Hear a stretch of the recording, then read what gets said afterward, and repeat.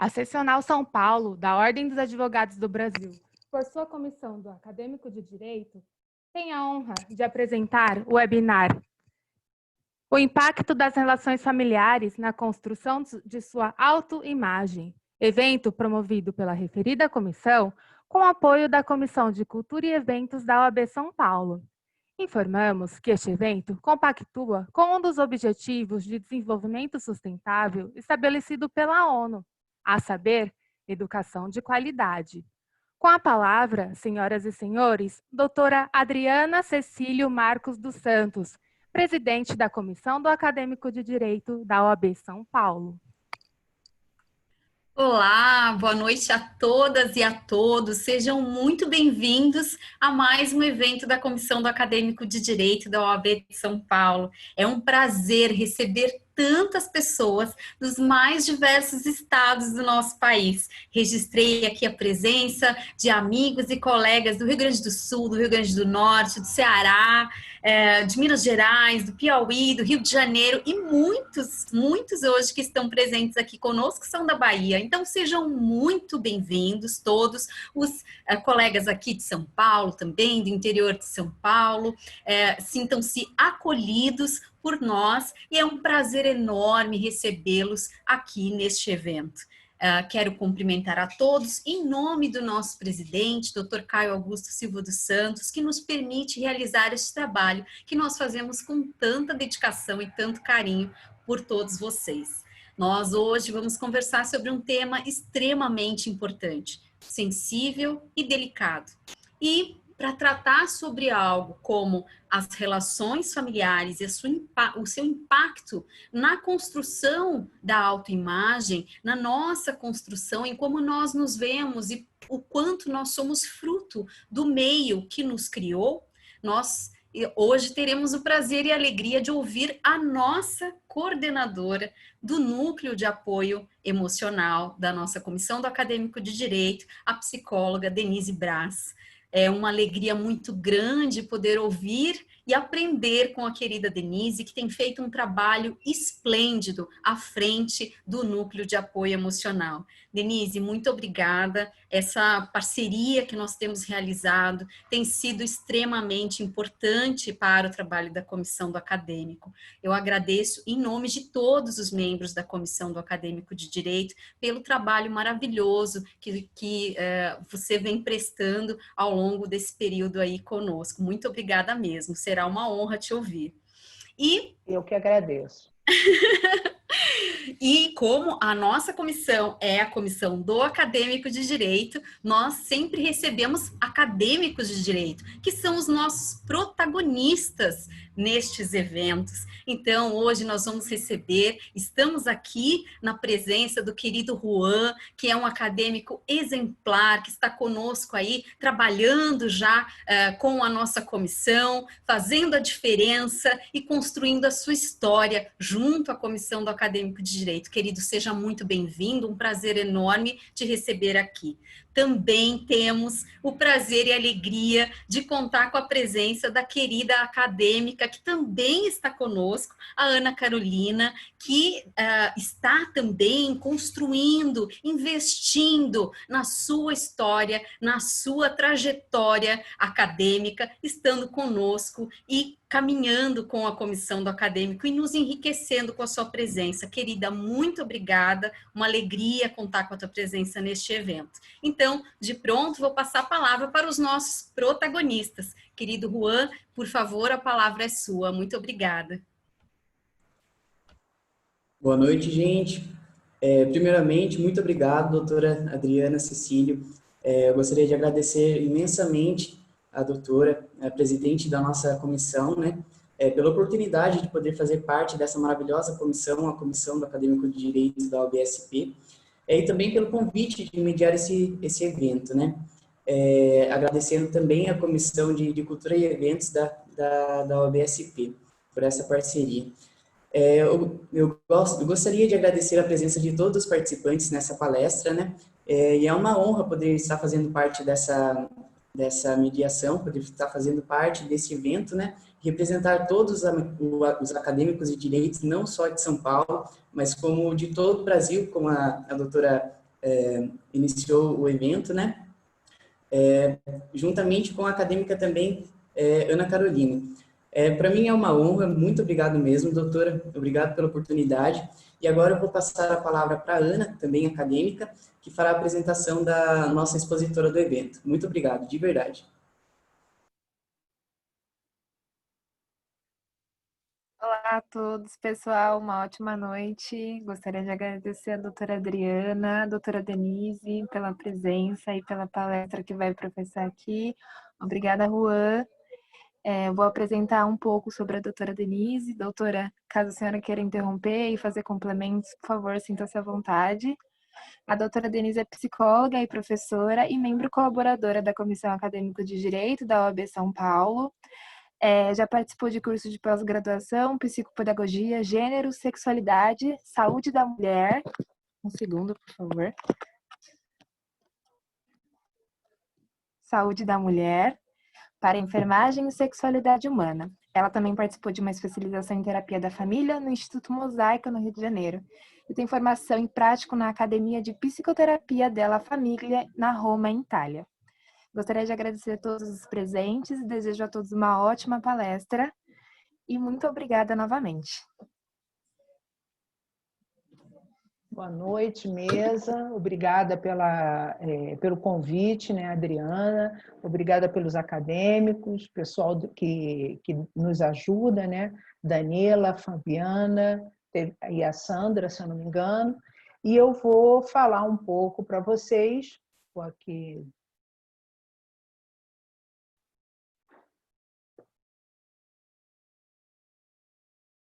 Bom, vamos falar hoje sobre o impacto das relações familiares na construção da autoimagem.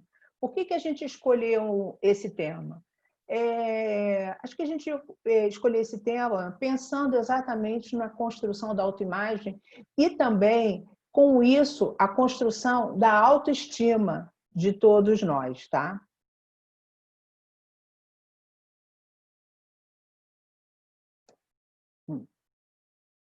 A família é um sistema de pessoas que se unem por laços consanguíneos ou não. O que eu quero falar isso para vocês? A gente antigamente tinha uma visão de que as famílias era aquela versão, como o pessoal muito assim usa muito o termo, a família doriana, né? Pai, mãe e filhos. Heteronormativa, em cima de uma visão que só as relações heterossexuais que têm validade, não conseguindo ver isso de uma forma mais atual, né? Então, a condição da família nos dias de hoje é muito mais extensa do que anteriormente, né? Como eu estava falando, o conceito da família vem sofrendo diversas tensões, que é a visão heteronormativa e monogâmica. Só que, hoje em dia, eu sou terapeuta de família, né? A gente já vê o caso de poliamor, a gente já vê casos de pessoas que casam entre três, já existem casos de pessoas que estão fazendo união estável desse jeito, nessa modalidade. A gente vê já vários casos, tem já o casamento civil igualitário, né, já há muitos anos.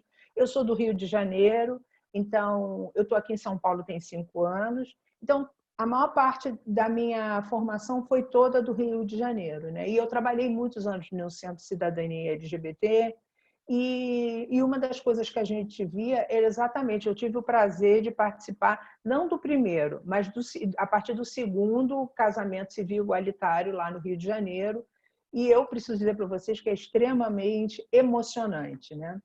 Então, voltando para essa questão, atualmente existem vários tipos de família.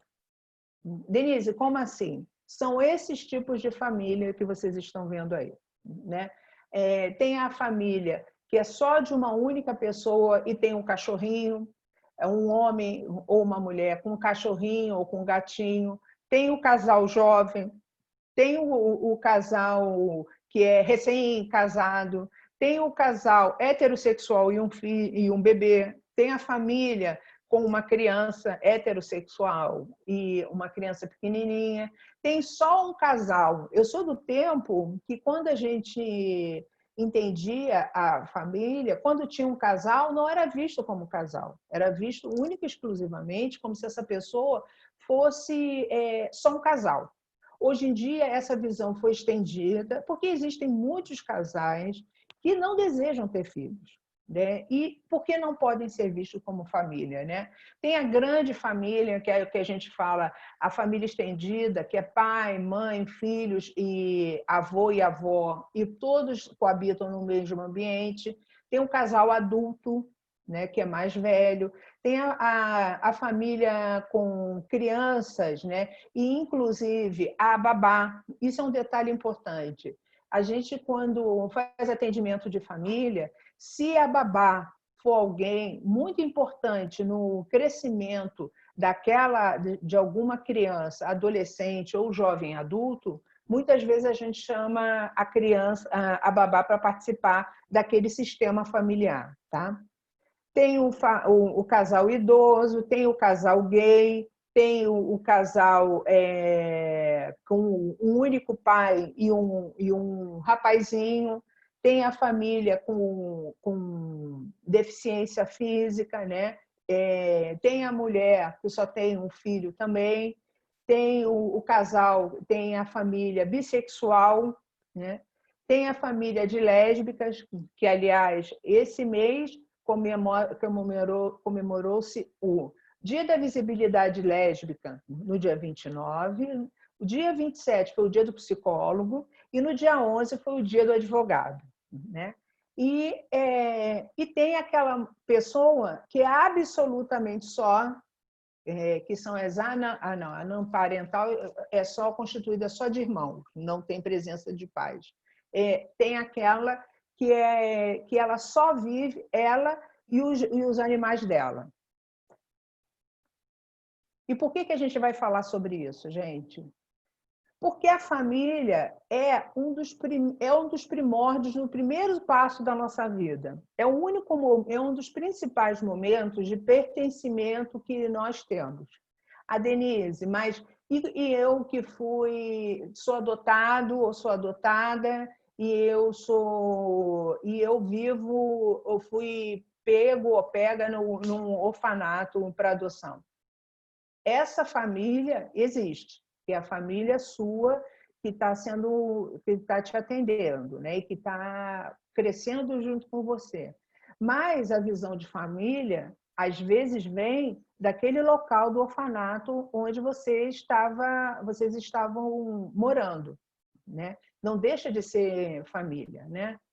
Ou seja, não é somente a família consanguínea, né? Ou seja, a visão de família hoje em dia é dada como uma visão de amor, de afeto, né? Por que a gente deve falar sobre isso? Gente, porque vocês são estudantes de direito. Uma das coisas que vocês mais vão lidar hoje em dia é com esse tipo de questão, tá? E existem muitos meandros, muitas leis, existem novas leis. Entrem em contato com essas novas leis para vocês entenderem como vocês devem tratar essas famílias, porque essas famílias, família homoafetiva, elas constituem o casamento em si e também agregam valores financeiros. Quando existe uma separação, isso tudo tem que ser encarado. E se a gente não olhar isso como uma família tão comum como as demais, pode ficar muito complicado para a gente, né? Existe, então, a diversidade. Então, é importante a gente estarmos atentos para a questão do respeito, né? Olhar para o casal ou para essa família não como se fosse assim, por mim não andava comigo. Ok, mas ali dentro, naquele momento, no seu escritório, na empresa, o local que você está trabalhando ou que você está estudando, é importante que a gente tenha respeito. E aí, a família começa, através da família que a gente começa a ter a construção da autoestima, tá? E ela se inicia a partir de quem nos cuida. A gente tem uma visão de mundo, o olhar do mundo, através de quem nos cuida. Pode ser nosso pai, nossa mãe, irmão, irmã, avô, avó, pode ser a babá, pode ser a tia do orfanato. E a gente tem um olhar do mundo através dos olhos de quem nos cuida até os 3 anos. A gente tem essa visão. A partir dos 3 anos de idade, dá o início da visão do nosso próprio mundo. E o que vai nos diferenciar das demais pessoas é uma simples palavra: não. Como que é difícil, às vezes, para algumas pessoas falarem essa palavra, né? Mas é verdade. Assim, com 3 anos de idade, a criança começa a escolher como ela quer se vestir, ela começa a dizer a cor que ela não gosta, ela começa a expressar os desejos dela, né? E acho que é importante a gente estar atenta para respeitar esse não, né? Desde que não coloque essa pessoa em risco, né? Essa criança em risco, é importante a gente respeitar respeitar esse não da criança, né? Lógico que tá um maior frio, a criança quer sair de biquíni, é impossível, ou de sunga, é impossível, tem que explicar que vai ficar resfriado e aí sim explicar essa questão, tá? E aí a gente vai falar de uma coisa chamada da construção da autoestima, que é o apego seguro. O apego seguro, gente, o que é? É simplesmente você ter a certeza de que você pode ir e vir, fazer as suas coisas, se desenvolver na sua vida e ter a possibilidade de aceitação de quem te cuida, né? Então, a pessoa que vive numa família que tem esse apego seguro, ela é mais desenvolta, ela consegue correr atrás das coisas dela, ela consegue construir a autoestima dela e também a autoimagem, né? E aí, mas acontece que existe o apego inseguro, que é muito perigoso para a construção da autoestima e, por conseguinte, da autoimagem. Então, eu vou dar um exemplo claro sobre apego inseguro, né? Quando a mãe vira para a criança e fala assim: essa semana eu tenho certeza que eu vou morrer. E a criança entra em desespero. Minha mãe vai morrer, né? E aí vocês vão falar assim para mim: ah, Denise, isso não existe. Existe. Existe porque eu conheço, inclusive, situações como essa.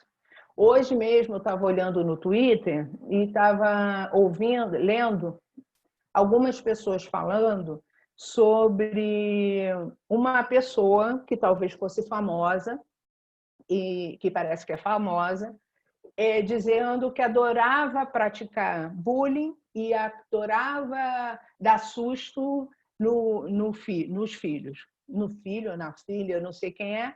E tinha uma discussão em cima disso, do quanto que isso era complicado, como que isso poderia ser ruim, a criança estava assustada. E bullying nunca foi uma coisa boa, em momento nenhum da vida de uma pessoa. Então, imagina você sofrer bullying o tempo inteiro, inclusive dentro do seu seio familiar, né? A pessoa vai construindo, vai ficando cada vez mais insegura, se sentindo cada vez mais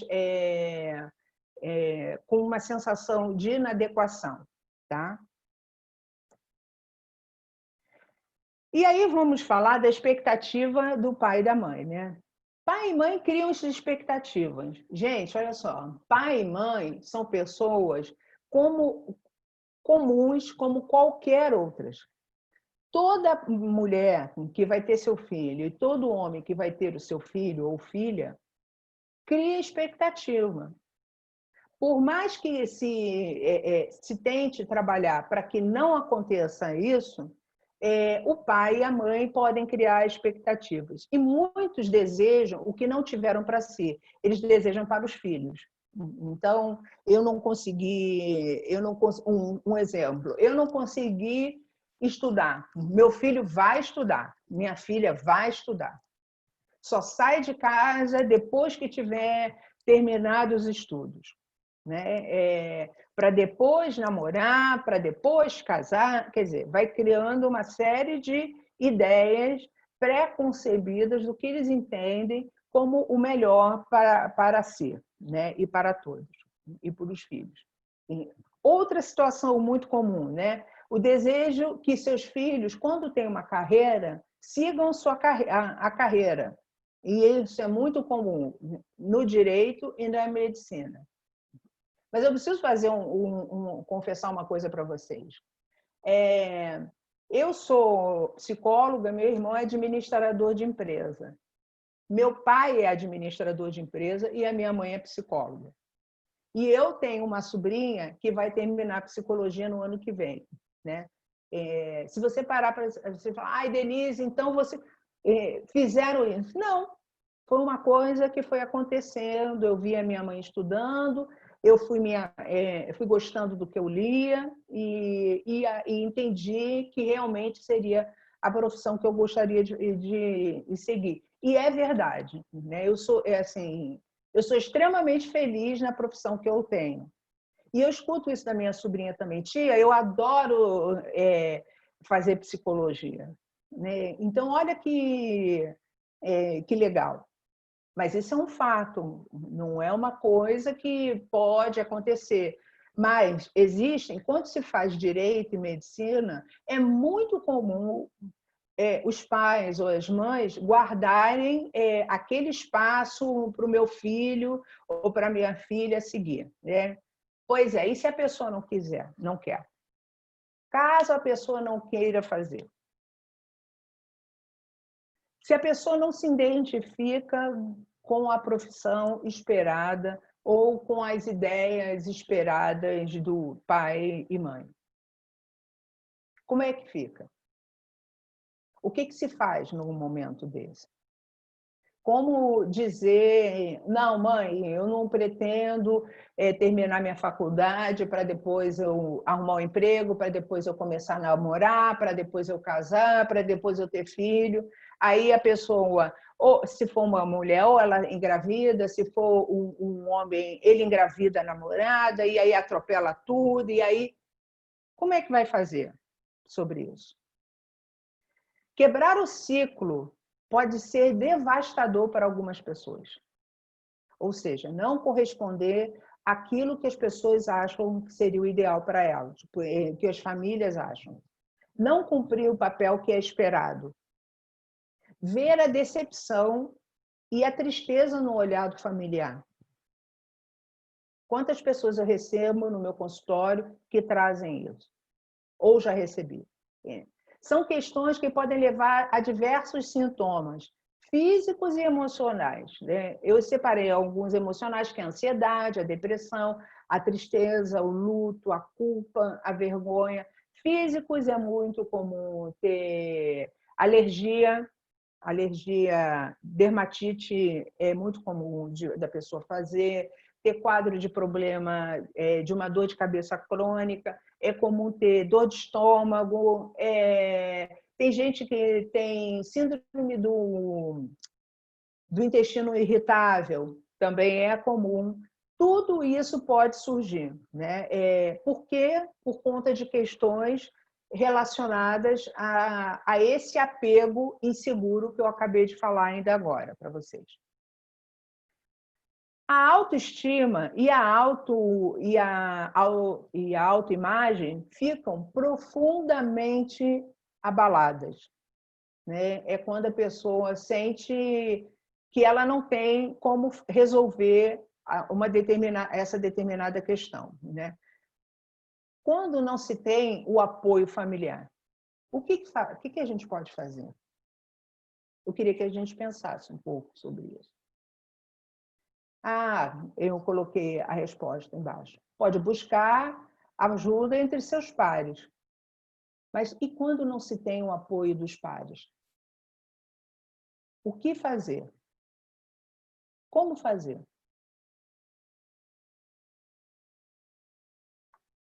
E aí a gente pode pensar aqui em várias situações, né?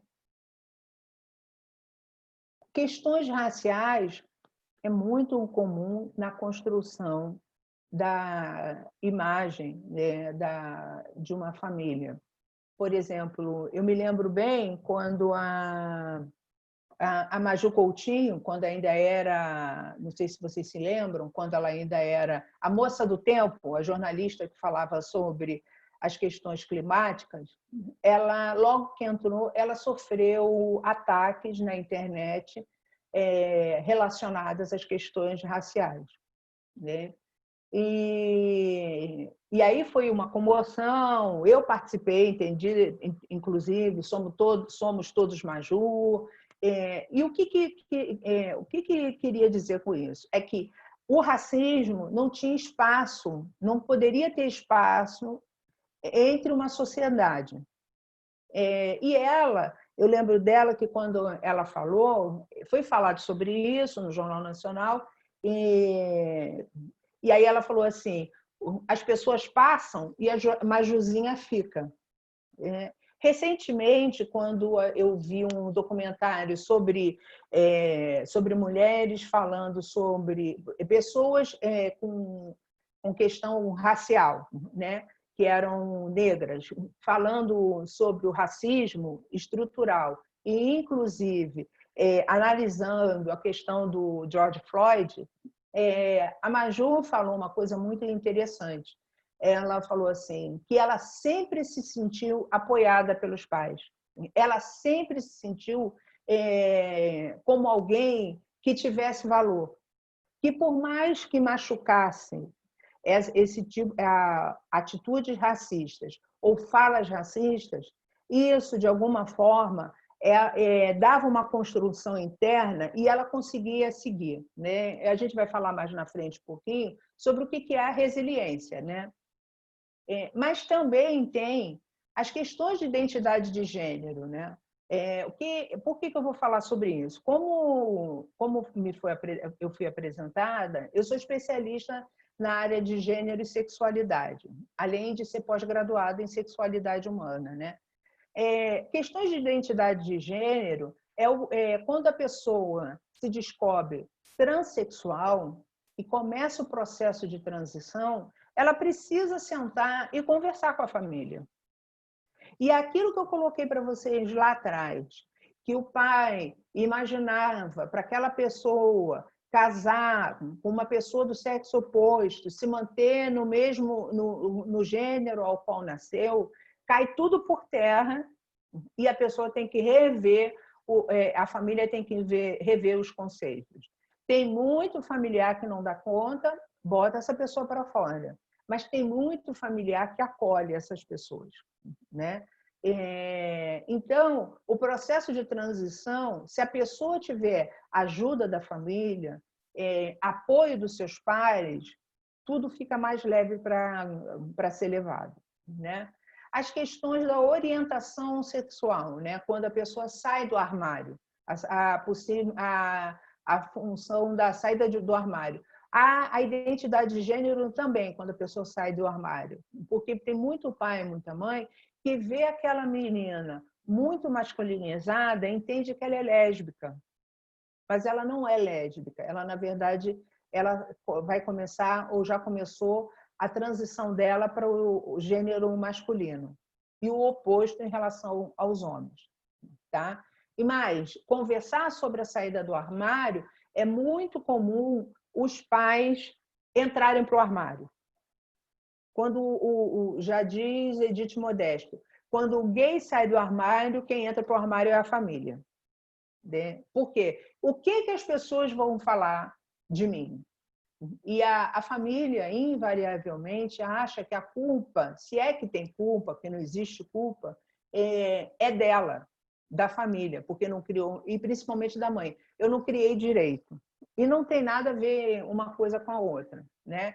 É uma questão de identidade, é uma questão de orientação, é uma coisa completamente diferente, porque ninguém tem culpa porque o filho é heterossexual, ou a filha é heterossexual, né? Quando chega nesse momento, às vezes mais para frente, existe o casamento entre pessoas do mesmo sexo. Ah, não! além de você ser gay, ainda por cima vai casar, o que a fulana de tal ou fulano de tal vão dizer? E aí, de novo, a gente volta para a sensação de que a pessoa se sente como se ela não fosse pertencente àquela família, tá?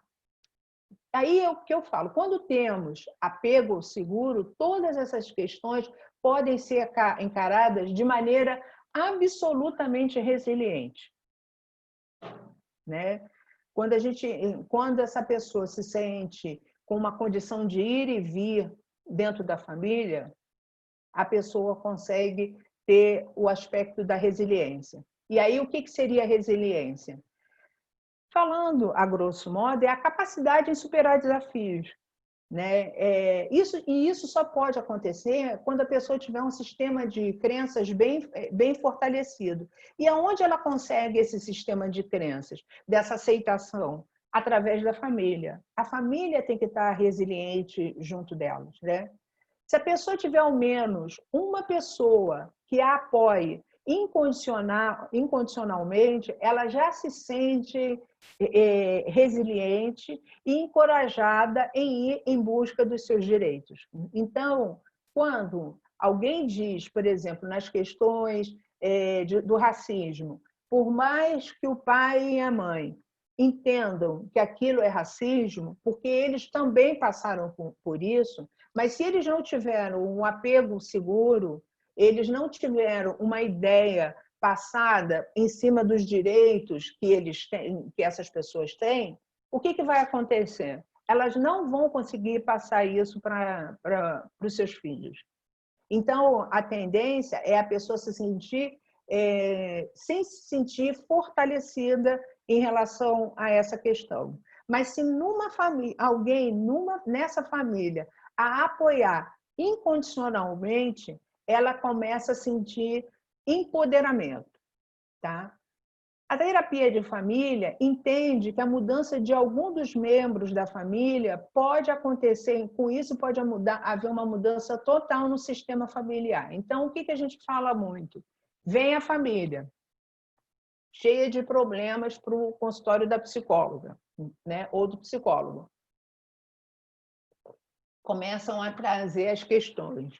Ah, porque ele ou ela tem isso, porque é um problema daquilo.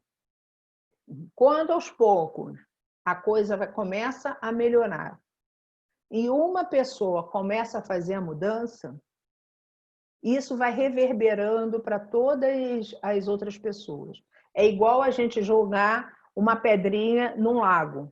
Se você jogar uma pedrinha num lago que está parada, ele vai fazendo reverberações e é isso que vai acontecendo na relação familiar. E, com isso, a família vai ficando mais resiliente, né? E eu acho que é importante a gente colocar que a resiliência não tem nenhuma ligação com aspectos econômicos, de classe social ou inteligência.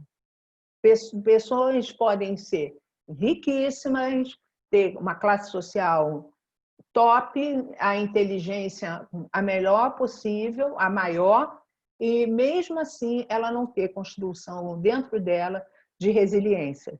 Quando a gente vê o oposto, às vezes pessoas com baixo nível de escolaridade, condições financeiras até chegando a casos de pobreza, se a família tiver uma condição e uma construção, aos poucos elas vão criando a resiliência. Tá? Antes de fechar, que a gente já está... Acabou que eu acho que eu vou fechar bem mais cedo. Eu vou contar uma história para vocês. Eu faço parte de um grupo de mães de transexuais, né? Fui convidada, participo, não sou a psicóloga deles, eu sou delas e deles, dos pais e das mães, eu sou somente mais uma pessoa ali no grupo. E aí, se eles tiverem algumas dúvidas, eles tiram algumas dúvidas comigo. E uma vez, e a gente já tem uma quantidade importante, que eu falei lá dos 3 anos, uma quantidade importante de crianças trans. Como que uma criança pode saber que ela é transexual? ela vai saber, ela vai começar a se identificar, talvez com o uso de roupas diferentes do gênero que ela nasceu, ela começa a questionar se ela é uma menina trans. Então, por que ela nasceu com o pipi dela? Por que não pode tirar? Por que ela não tem o órgão sexual igual a irmã que nasceu no gênero feminino, né? E tem o sexo feminino? Então, a gente vai criando isso. É claro que nenhuma família, logo no início, fala: ai, que ótimo, você é trans. Porque eles todos sabem o que vai vir daí. Quando a família, uma das pessoas da família, começa a ajudar essa pessoa trans, ela vai aos poucos se ajudar no sentido do eu vou te aceitar do jeito que você essa pessoa aos poucos vai criando um empoderamento e vai descobrindo que ela pode ser o que ela é e como ela quer. Isso é importante a gente colocar, que muitas vezes o problema somos nós adultos, porque a criança resolve isso de uma forma muito interessante, né? Que é o quê? A criança tem uma visão muito interessante. E, então, teve uma mãe que falou assim, foi convidado lá para a festinha, não foi, na verdade, só foi uma pessoa da escola, uma pessoa da turminha. E aí a criança falou sobre a coleguinha, que era trans.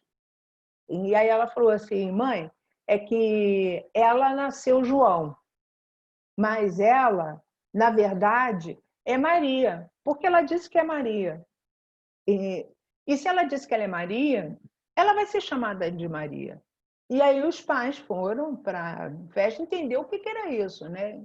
E lá eles puderam ter informações a respeito o que é essa Maria, do quanto que esses pais não estavam obrigando nada, mas, na verdade, esses pais estavam apoiando essa criança, dando um chão para essa criança que ela não estava tendo nem mesmo na escola. Vocês imaginam uma turma que deva ter 10, 15, 20 crianças, só aparecer uma criança para uma festa de aniversário, né?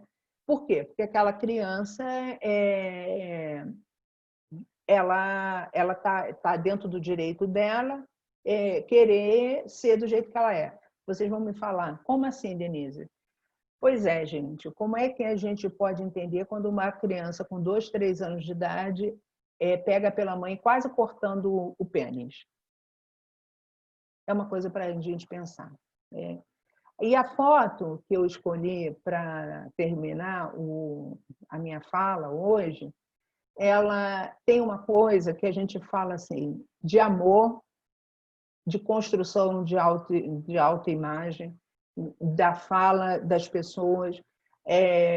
Eu fui a primeira caminhada das pessoas trans com as mães de trans, aqui em São Paulo. Já deve ter uns 2 ou 3, acho que já tem uns 3 anos isso. E eu tirei uma foto de um cartaz que uma pessoa trans estava segurando. E eu queria compartilhar com vocês, porque não tem o rosto dela, obviamente. Eu pedi para que ela falou, pode tirar uma foto com o meu rosto. Eu tirei uma foto com o rosto dela, mas eu ampliei só até para não ter necessidade. Mas para finalizar isso, autoestima, autoimagem tem a ver com amor próprio, tem a ver com autoaceitação. Quando a gente se autoaceita, tudo fica mais fácil. Se nada nos livra da morte, que ao menos o amor nos salve da vida. Essa é a frase, quem está por trás desse cartaz era uma mulher trans, na época. É isso.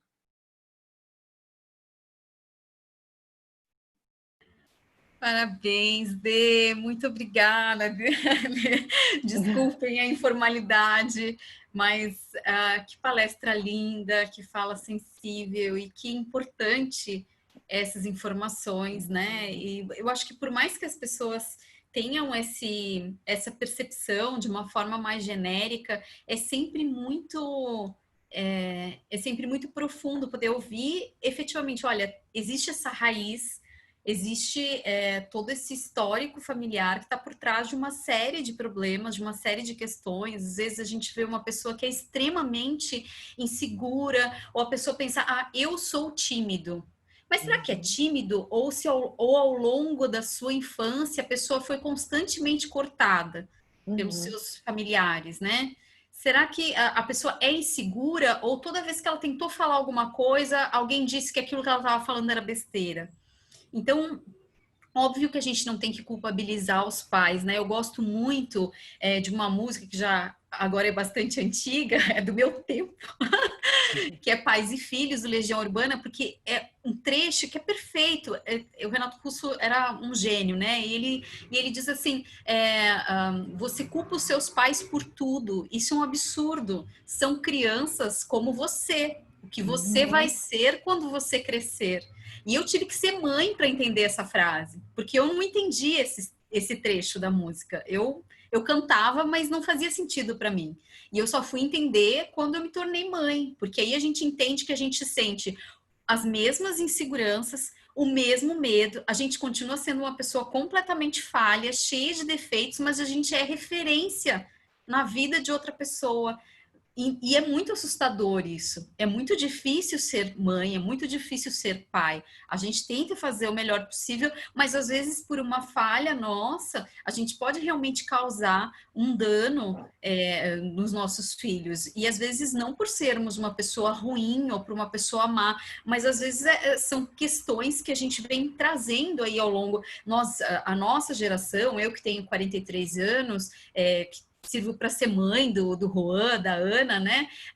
A nossa geração foi criada ainda com base naquela geração mais antiga do fica quieto que a mãe tá falando, né? Respeito, não interessa o que a pessoa tá dizendo, pode ser o maior absurdo do mundo, você tinha que se calar e tinha que respeitar aquilo. Existia um lado bom, que era a questão do respeito aos pais, mas também existia um silenciamento muito grande, um temor reverencial em relação aos pais que nos afastava dos nossos pais. E a gente carrega essas cicatrizes todas, e a gente trouxe isso, infelizmente, para a vida dos nossos filhos, porque faz parte de nós. Então, muitos pais acabam errando por conta de toda essa cultura também que foi trazida, né, ao longo da nossa história. Tu falou algumas coisas muito, muito importantes aqui. Até quando tu falaste dessa questão do apego, eu nunca tinha escutado esse termo, né, do apego seguro, apego inseguro. Tu trouxesse esse exemplo da mãe que brinca e tal, né, e até me chamou a atenção, me trouxe a história até de uma psicóloga que eu comentei contigo, que nós poderíamos convidar esse mês, por setembro ser o mês que trata sobre suicídio. Eu ouvi uma palestra um tempo atrás com uma psicóloga, que infelizmente ela é conhecida no meio, né, da psicologia como doutora morte, porque ela estuda justamente a questão do suicídio. E quando ela contou a história dela na palestra, ela contou que ela passou a estudar sobre a questão do suicídio por causa da mãe dela, que a mãe dela, ao longo de toda a infância, a mãe dela tentou diversas vezes o suicídio, diversas vezes. Então, ela já até sabia, pelo jeito da mãe, se naquele dia a mãe ia tentar o suicídio ou não. Então, veja que horror, que terror que essa família viveu, que essa criança viveu. E ela conseguiu transmutar isso numa coisa boa, que é estudar para tentar curar outras pessoas desse problema que é gravíssimo e que causa sequelas terríveis numa família, né? E tu falaste dessa questão de buscar os seus direitos, né? Se a pessoa encontra essa base na família, ela vai buscar os nossos direitos. Eu acho que o maior direito de todos, o direito que todo ser humano tem, é o direito de ser feliz, é o direito de se reconhecer como um ser humano que merece ser feliz, com todas as suas condições, né? Que ele é igual, ele, ela, são iguais a qualquer outro membro da sociedade e assim deve ser aceito e recebido por toda a sociedade. Então, isso é tão importante, tão bonito. e tu trouxeste também uma coisa que eu achei muito bacana, e eu queria te perguntar um pouco mais sobre isso antes de passar a palavra sabotando aí, dando uma roubadinha na fala do Juan e da Ana, que eu sei que tem muitas perguntas importantes para fazer, mas me chamou a atenção, eu queria muito que tu comentasse um pouquinho mais, quando tu falaste de procurar ajuda dos seus pares. Quando você pensa assim em um adolescente, quem seriam esses pares? Seriam outros familiares, amigos? Quem seriam? Quando a gente pensa em adolescente, muitas vezes o problema é que os adolescentes, quando eles não se sentem apoiados na rua, em casa, a tendência é de pedirem ajuda na rua. Isso tem um lado bom, mas também tem um lado ruim. Se a gente parar para pensar pelo lado bom, a possibilidade de encontrar vínculo com algumas pessoas. Então, por exemplo, quando a gente pensa num adolescente que está descobrindo a sua sexualidade e percebe que a família é extremamente reservada, não se fala sobre sexo, o pai faz brincadeiras machistas a respeito de homossexuais e ele ou ela não sabe o que fazer. Normalmente, eles vão acabar buscando ajuda entre pessoas que são parecidas com eles. Existe também muita coisa por trás disso, que tem muita gente que a família não aceita a homoafetividade ou a identidade de gênero e eles encontram, através dos pares, uma pessoa que possa fazer como se fosse substituto desse pai ou dessa mãe. Eu fiz uma pesquisa, agora, o artigo, por um acaso, saiu hoje, e eles falam de a gente perguntar como é que essas pessoas, no caso eu fiz com pessoas trans, quem seriam as suas famílias. E eu fiz uma entrevista com famílias. E aí é o seguinte, tem família de todo tipo. Tinha família com os pais mesmo, pai e mãe, com irmãos participando da entrevista. Tinha só a pessoa trans e uma mãe. Tinha uma mãe com duas filhas trans. Tinha um homem trans que a pessoa que ele encontrou como família eram duas amigas que são um casal e que elas o acolhiam em casa. Então, o que eu quero colocar para você é que os pares eles podem ser pessoas com a mesma ideia, com a mesma visão de mundo, com a mesma orientação sexual, mas também pode ser pessoas com uma orientação, uma identidade de gênero diversa da pessoa, mas ela vai encontrar esse apoio. O problema é quando eu vejo que quando nem entre os pares você recebe ajuda. Realmente é uma questão problemática, né? Entendeu? Mas muito boa Essa que é a questão, porque a quem vai recorrer numa hora dessa? É importante, o acolhimento é essencial, né? Bom, eu tô vendo aqui, tem muitas perguntas maravilhosas no chat, no QIA, então vou passar de pronto a palavra aqui para o Juan, ver qual a pergunta que ele quer começar, se ele quiser fazer uma dele também, e depois ir passando para de vocês, fiquem à vontade. Muito obrigada mais uma vez, viu? Obrigado de novo, doutora Adriana. Obrigado, doutora Denise Braz, por essa incrível palestra, né, que a senhora nos proporcionou. É muito enriquecedora para todos nós, tenho certeza. E uma dúvida, que é mais particular minha, no caso, é quanto à alienação parental. Isso influencia na autoestima da criança? Quais são os possíveis danos que isso pode causar quando a criança crescer, na adolescência, na fase adulta? Então, a primeira questão seria referente a isso. Olha, excelente pergunta, Juan. Pode me chamar de você, não precisa me chamar de Denise, nem doutora, nem senhora.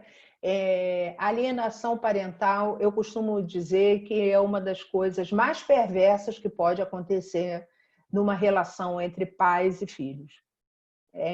Assim, é muito perverso, porque a mãe ou o pai vai desconstruindo a imagem daquele outro genitor e ele começa, a criança, o adolescente, começa a se sentir extremamente inseguro e a tendência é se tornar um adulto inseguro, né? É perverso, é abusivo, e é muito sério. E aí é onde entra o que eu estava falando do apego inseguro, porque a sensação que tem é que eu só posso me contar, então, com essa pessoa. E eu não posso contar de jeito nenhum com a outra pessoa. Eu não posso amar essa outra pessoa, porque essa pessoa é ruim. É ruim comigo, é ruim com a minha mãe, é ruim com o meu pai, ou seja, ela é ruim. Então, a pessoa sente como se ela só dependesse daquela única pessoa, né? Então, é sério, isso altera demais a autoestima da pessoa e, naturalmente, a sensação de mal-estar ela vai ficando cada vez maior. E a autoimagem, né? Dá um trabalho quando vai parar no psicólogo, mas a gente consegue resolver essa questão. Muitas vezes precisa ser tratada a família, né? Porque a pessoa precisa se desligar desse abusador, de alguma forma, esse abusador emocional, e eu, como uso muito o termo, é um desligamento emocional com o amor. Você não precisa passar a odiar aquela pessoa que abusou. Na verdade, fez esse abuso emocional. Invariavelmente, o abusador emocional é uma pessoa que também é muito doente emocionalmente. Então, é alguém que precisa também de ajuda, né? Mas é perverso. Não sei se eu te atendi. Sim, esclareceu sim. Você, Denise, esclareceu muito bem a dúvida que tinha. Aproveitando esse rumo que a gente foi levando, tem umas duas perguntas no chat. Eu vou dar uma mesclada antes da Ana ter o apontamento dela. Então, as perguntas serão referentes a se as características presentes no adulto ele se tornam reflexo dos pais, que foi nesse caso que a senhora pontuou, né? Referente a pessoa pode se tornar com base no que ela viveu, né? E também se é possível construir a autoestima quando se está na vida adulta. Qual seria esse procedimento? Como essa pessoa poderia estar fazendo? Não sei se eu fui claro na pergunta. Foi. A primeira que você colocou é o seguinte: a resposta é sim e não. É claro que a gente tem uma tendência de termos alguma coisa dos nossos pais ou de ambos, ou dos cuidadores, que podem ser avós ou qualquer coisa, quem a tenha nos criado. Mas a gente também tem a possibilidade de tentar fazer diferente.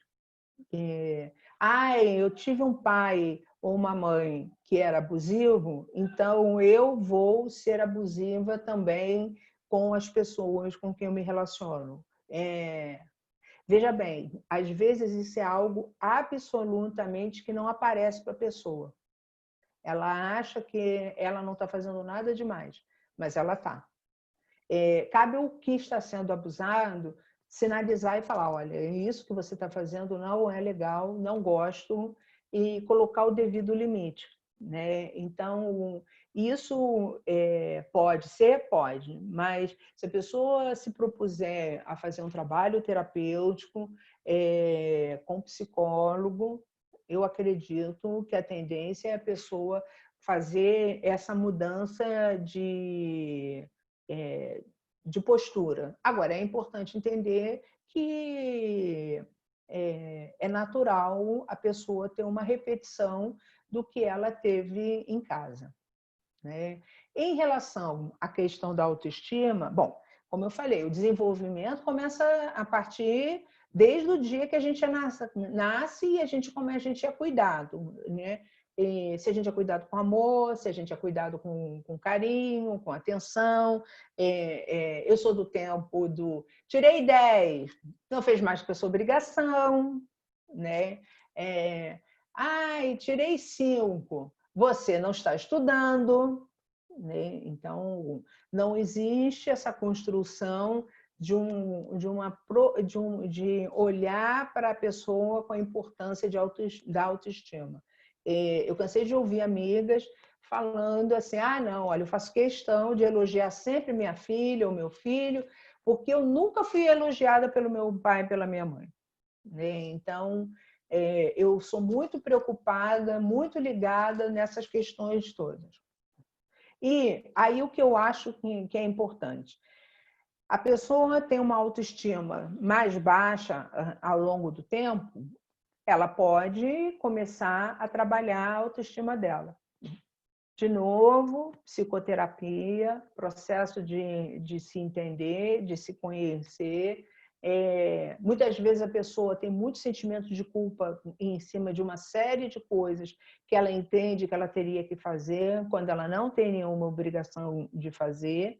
E aí, para entender isso, ela precisa entrar em contato com o auto-perdão dela e aí, com isso, a autoestima, né? O que eu falo sempre, às vezes sentimento de culpa é um sentimento que atrapalha muito a nossa vida, o nosso dia a dia. Então, é importante a gente se perdoar e se responsabilizar pelas coisas que a gente faz. E entender que a gente tem valor, né? E a autoestima não é em cima do que você consegue fazer ou o que você consegue ter. É o que você consegue ser. É totalmente diferente. Você pode ter milhões de reais, pode ter a melhor casa, uma lancha, o melhor carro e você se sentir péssimo. Então, não é em cima do que se tem, o que se consegue, mas como se sente, como se é. Mas dá para construir, sim, a autoestima quando a gente chega na fase adulta.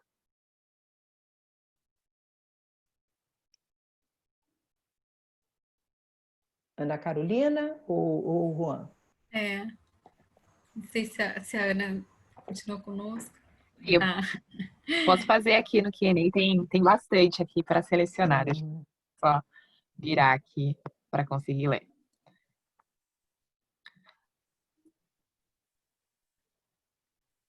Doutora, tem uma pergunta bem interessante aqui. O participante ele não colocou o nome, ele está perguntando como o machismo influencia ele coloca como o machismo influencia negativamente a feminilidade e como o machismo propagado pelas próprias mães pode atrapalhar a construção de uma família.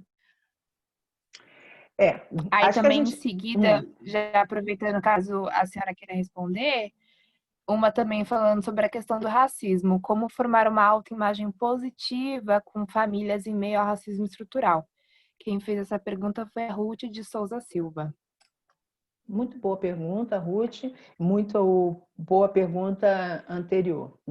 A gente vai falar assim, olha só, machismo, a gente tem aí nós fazemos parte de uma sociedade machista, nós somos da América do Sul, nós já sabemos como é que é, e eu acho interessante que o machismo ele acontece em qualquer região do país, né, que a gente viva. Não existe diferenciação quando a gente vê a questão do machismo. Ele pode interferir? Pode, e muito. Pode interferir na relação com as pessoas? Entre as pessoas? Pode. Imagina um pai que não aceita que o famoso outro dizer que eu escutava muito quando eu era criança, que a minha mãe falava que era radicalmente contra. prenda suas cabras que o meu bezerro está solto, que o meu cabrito estava solto, alguma coisa assim. E a minha mãe sempre falava muito uma coisa, sem ela ser psicóloga ainda, porque minha mãe estudou psicologia já mais tarde, e ela falava muito isso para o meu irmão. Não trate as mulheres do jeito que você não gostaria que os homens tratassem a sua irmã. Ela sempre falou isso para ele. E por quê? Porque isso era de extrema importância que ele pudesse respeitar toda e qualquer mulher.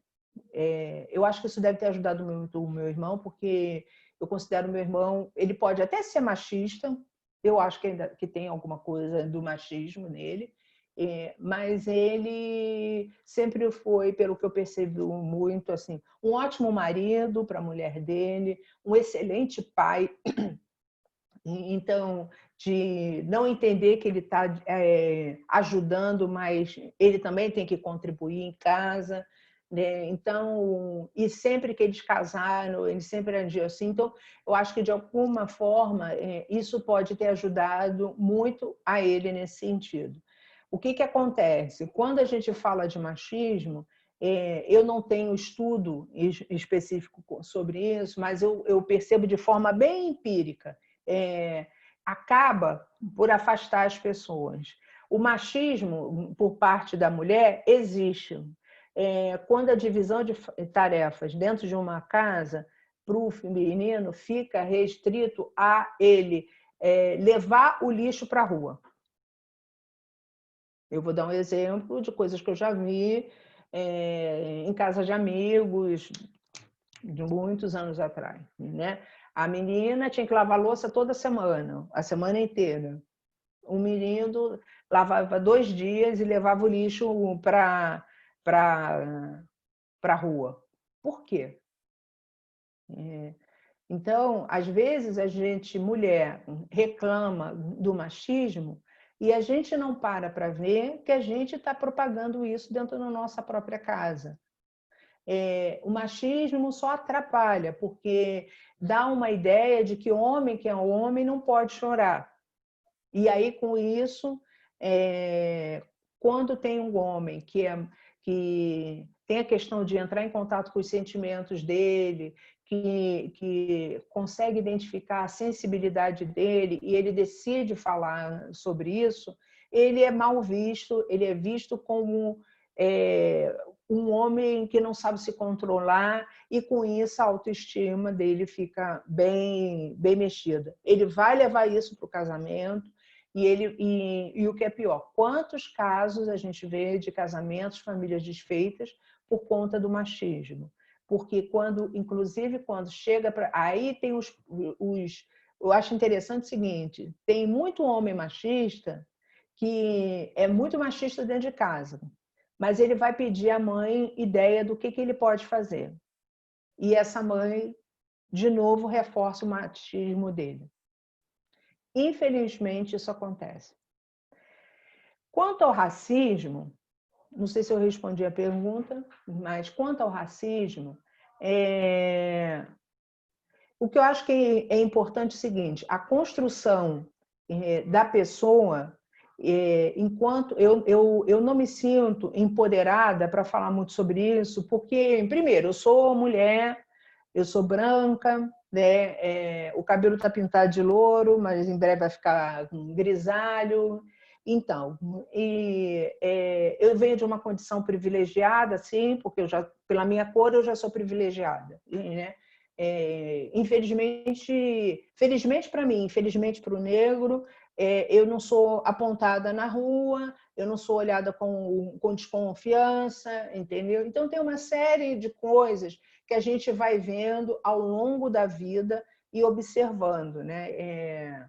E que eu entendo perfeitamente quando uma pessoa reclama os seus direitos enquanto pessoa e que ela é negra, né? E a família, o que eu vejo sobre isso, e que eu observo muito, e algumas coisas que eu leio sobre, é que a questão racial Se a família não tiver uma condição de sustento,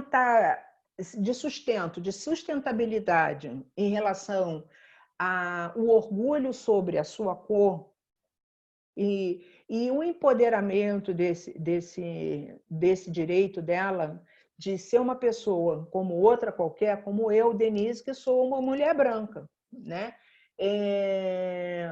Se ela não tiver isso, ela fatalmente vai passar isso para os filhos. E a gente tem que tomar muito cuidado com essa condição subserviente que nós, pessoas brancas, temos uma tendência de olhar em relação às pessoas negras, né? Que tudo que o negro faz é mimimi, que as pessoas não entendem, que não é assim. Então, por exemplo, eu dei um exemplo hoje da Maju Coutinho, que é uma pessoa que eu admiro muito, como tantas outras, né? Como no dia tinham várias delas, tinha a Délis Ortiz, tinha Délis Ortiz não, era uma outra, que eu esqueci agora o nome, era a Délis Ortiz, acho que não, era uma outra, é uma jornalista negra também. E todas elas falaram uma coisa muito certa, da importância da família para ajudá-las no processo que elas têm. Então, por exemplo, no caso, como eu me ative bem a história da Maju, que eu acho que é bem interessante, ela é filha de educadores, os pais sempre tiveram noções dos direitos e dos deveres, como qualquer pessoa, mas passaram isso para a Maju. E aí ela hoje é o que é. Né? Eu acho que foi ela que falou exatamente uma vez que ela passou por um local e foi uma delas que falou, passou por um local e as pessoas e fizeram uma leve menção da cor e de como ela deveria usar o cabelo no meio jornalístico de uma tele que pelo jeito não era Globo, tá? E aí ela pensou assim com ela, não é aqui que eu tenho que ficar. E então, acho que o que eu entendo, e entendo exatamente como eu coloquei agora, de uma forma absolutamente empírica. Eu não estudo sobre a questão do racismo, eu não tenho direito de falar grandes coisas a respeito do racismo, mas eu me sinto, enquanto pessoa branca, mulher branca, com o dever de dizer que as pessoas negras merecem todos os direitos e deveres e respeito como eu que sou branca. Pode ser que seja assim, mas isso é uma fala, mas é a fala minha e é o meu sentimento, né? Então, o que eu entendo é quando a família se sente bem dentro do contexto ao qual ela vive, ela naturalmente vai passar esses valores para os seus filhos. Quando a família não lida bem com essa questão, fatalmente isso vai ficar meio truncado. E aí vai caber a pessoa, no momento de que estiver mais adulta, de repente até correr atrás e entender que ela tem todos os direitos como qualquer outra pessoa, entendeu? Eu não sei se eu respondi a pergunta, porque é uma coisa que eu não estudo.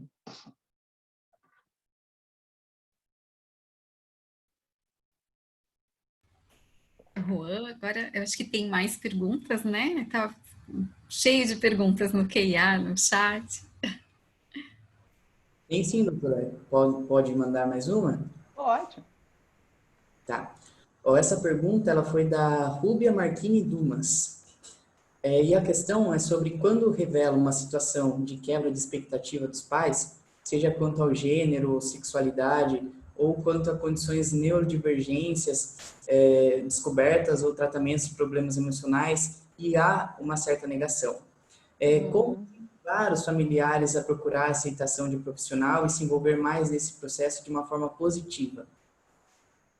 Olha, excelente pergunta. Eu penso que uma das coisas que precisa ser visto é ser conversado de uma forma bem franca e direta, por mais difícil que seja, da importância dessa pessoa rever conceitos e ela vai precisar de ajuda psicológica, sim, e profissional. A divergência, por exemplo, quando a gente pensa do ponto de vista da homoafetividade, por exemplo, como uma vez escutei uma colega falando, só não me lembro o nome dela, num programa de entrevista, ela falou assim, nenhum pai, nenhuma mãe bota a mão na barriga e fala, ai, tomara que seja gay, tomara que seja lésbica, ou bissexual, ou travesti, ou transexual. Não existe isso, gente. Pai e mãe espera que a pessoa seja cisgênero, ou seja, uma pessoa que se sinta em congruência com o gênero e o sexo ao qual nasceu, e ponto final. Que essa pessoa goste de pessoa do sexo oposto. Essa é a realidade. Por quê? Porque entende que vai sofrer menos, entende que vai passar menos situação e, principalmente, entende, inclusive, que ninguém vai me apontar na rua, olha lá a mãe do Joãozinho, que agora é Mariazinha, e da Mariazinha, que agora é Joãozinho, ou daquele menino super afeminado, uma menina super masculinizada. Essa é a realidade. Não tem nada demais em pensar isso. Quando se quebra esse tipo de expectativa, para algumas pessoas pode ser devastador mesmo, como eu coloquei na palestra. Há que se ter muita conversa. É importante que as pessoas estejam abertas para falar sobre isso. E vai precisar conversar muito, e muito, e muito. Às vezes precisa de ajuda de terceiros para falar sobre isso, que não necessariamente é um psicólogo, pode ser um amigo, um tio, uma tia, às vezes a avó, né? A avó e avô aceitam melhor determinadas questões do que o próprio pai e a mãe, porque o pai e a mãe não sabem lidar com a situação. Entende? Ou coisas, como eu coloquei, coisas naturais. Espera-se que o fulano ou a fulana seja médico, seja psicólogo, seja advogado ou advogada. E a pessoa gosta de artes, entendeu? Não tem nada a ver com isso. Mas como é que você vai viver disso? Você vai morrer de fome? Ok, mano. Eu construí um império. Também é muito comum na administração de empresa, né? Eu construí um império. Eu faço o que com isso? Não sei. Mas eu não gosto. Então, isso pode ser devastador. Por quê? Porque a família, porque a pessoa que cria, o pai e a mãe, ou o avô, a avó, tio, tia, tem ideias para aquela pessoa, só que ela não perguntou se aquela pessoa está disposta a fazer isso. Eu acho que esse é o grande ponto.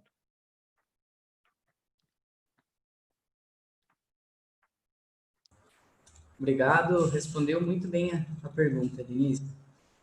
Agora eu acho que a Ana, não sei se ela vai me passar uma outra pergunta.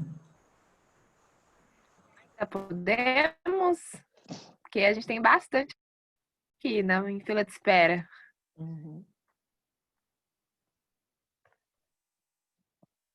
Olha, vocês estão me ouvindo? Uma das Acho que perguntas travou. que foram feitas, que eu achei bem interessante.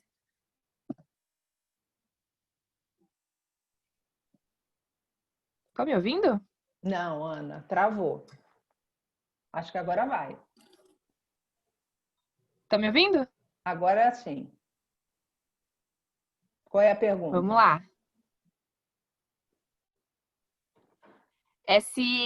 O que fazer quando a frustração da família se torna tamanha que, ao invés de entender, se faz punições?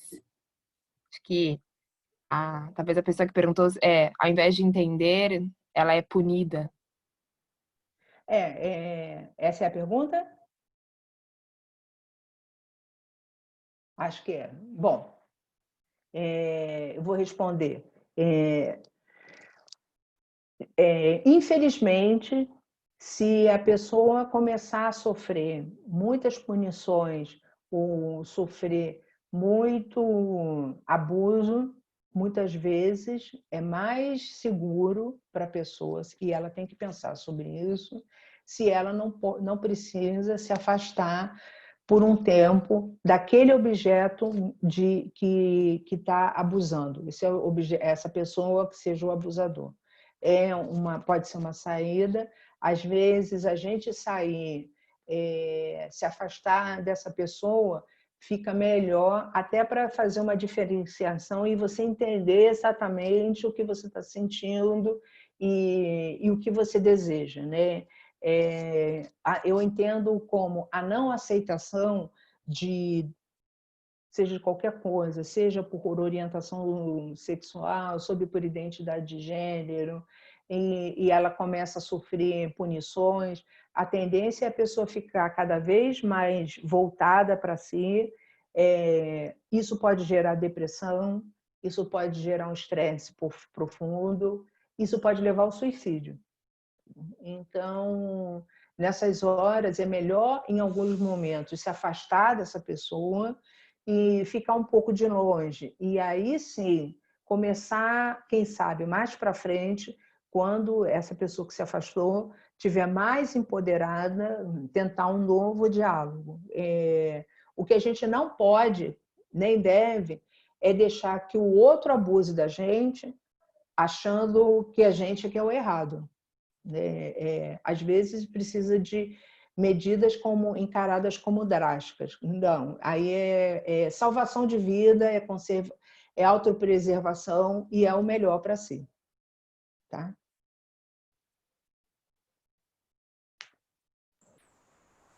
Obrigado, doutora Denise. Podemos fazer mais uma pergunta? Acho que pode, não pode, Adriana? Podemos Pode. fazer? Essa foi uma pergunta enviada anonimamente, né? Uhum. Vou explanar para a senhora, da forma que foi colocado aqui, que eu acho que está bem explícito, não tem como diminuí-la. Tá. Muitos pais familiares utilizam a questão da dependência, principalmente quanto à dependência financeira, né? Para ter contato com os filhos. E vivenciando, tornando uma relação realmente tóxica, né? Vamos dizer. Qual atitude os adolescentes poderiam ter uma tentativa de melhorar o relacionamento com os pais, a fim de que eles sejam menos abusivos com esse adolescente, com essa pessoa? Olha, excelente pergunta e muito difícil de solução de forma muito imediata. Mas se essa pessoa que for adolescente ou um jovem adulto puder pedir ajuda a pessoas outras pessoas da família, às vezes a gente vê a família como pai, mãe, ou duas mães ou dois pais e irmãos. E a gente esquece da família estendida. E a família estendida tem o avô, a avó, às vezes de ambos os lados, tem os tios, tem o padrinho, tem a madrinha, né? É importante que a pessoa possa pedir ajuda nesses locais. Eu vou dar um exemplo, por exemplo, que acho que engloba também a outra situação. Hoje em dia, essa pessoa já está adulta. Uma vez eu estava atendendo e essa pessoa pediu ajuda online.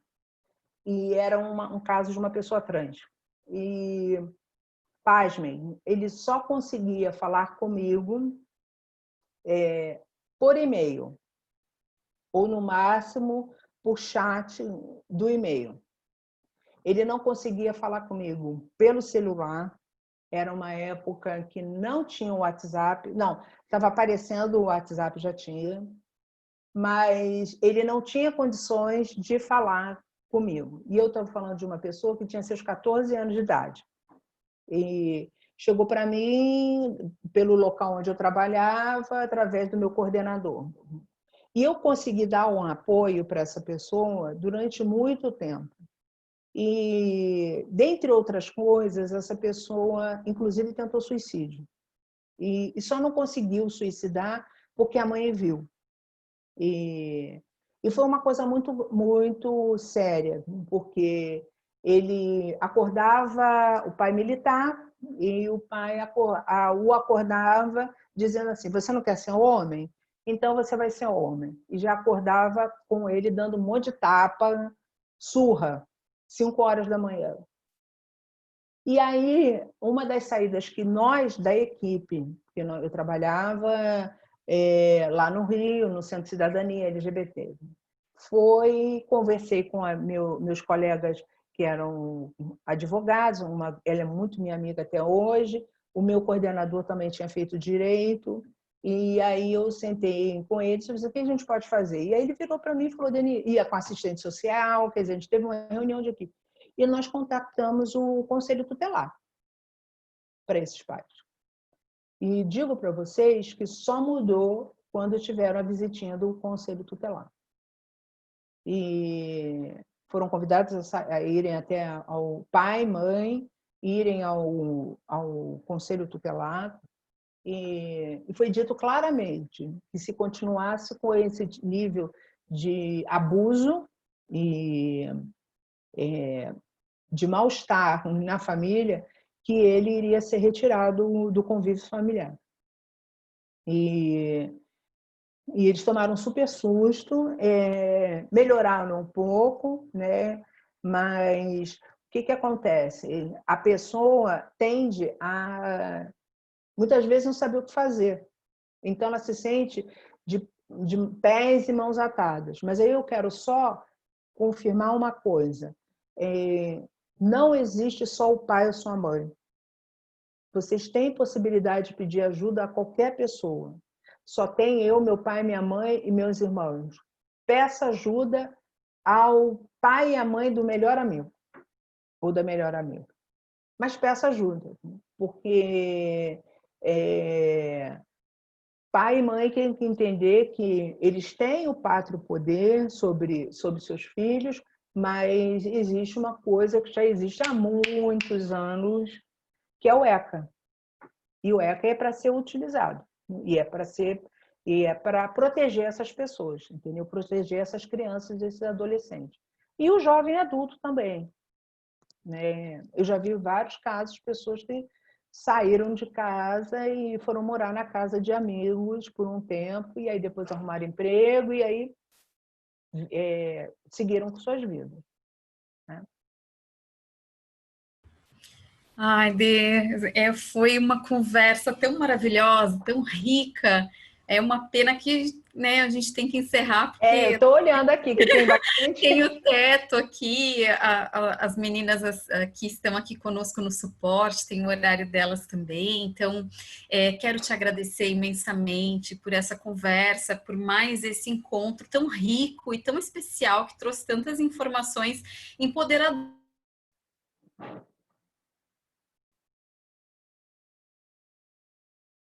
Acho que cortou aqui. Adriana? Isso, eu acho que travou. Eu acho que travou o dela. Gente, deixa eu colocar uma coisa para vocês. Acabou que eu não mostrei o último slide da